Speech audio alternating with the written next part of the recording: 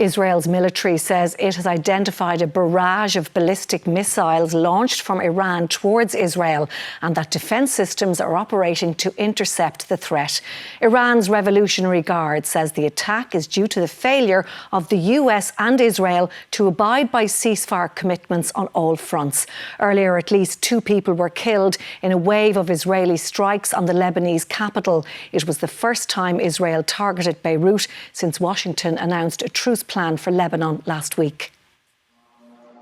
Smoke rises over Beirut's southern suburbs, once again clouding a faltering ceasefire. Residents reported 3 large explosions in Da'iya, a Hezbollah stronghold.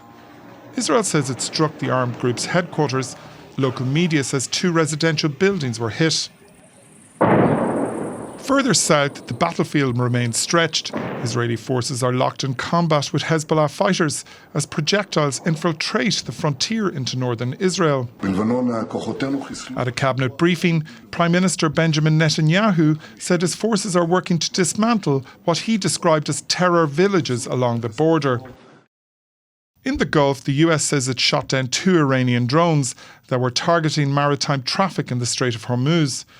Tehran says the attacks were in response to yesterday's US strikes on its coastal radar sites and condemned what it described as Washington's lack of will to reduce tensions and return to the path of stability. Tehran also launched ballistic missiles at US bases in Kuwait and Bahrain. Local media is reporting that the attacks were successfully repelled.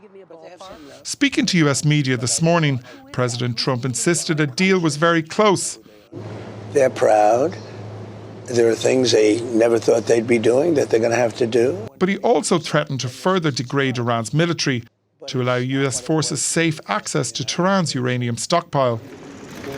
Over in the Iranian capital, Pakistan's foreign minister delivered a letter for Supreme Leader Ayatollah Mujtaba Khamenei, indicating indirect talks continue in earnest.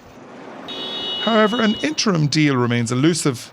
The key issue seems to be sanctions relief, with reports that Washington is now seeking Iranian assets to pay for damage to Gulf states affected by the conflict. But as the war passes 100 days, Operation Epic Fury has indeed succeeded in igniting fury across the world's most volatile region. David Landy, RTE News. A man has been killed and 5 others injured in a series of shootings in central Israel near the occupied West Bank. Police say they killed the chief suspect, who was a Palestinian Israeli, following a multi-security agency manhunt. Israeli media is reporting that a second suspect was also killed. Hamas praised the attack but did not claim responsibility. And in Gaza, Israel has launched a barrage of strikes across the Strip over the last 24 hours. At least 13 Palestinians have been killed and dozens more wounded in the attacks. It comes as officials from Hamas and other Palestinian political factions have been holding talks in Cairo about implementing the Gaza ceasefire, which started last October.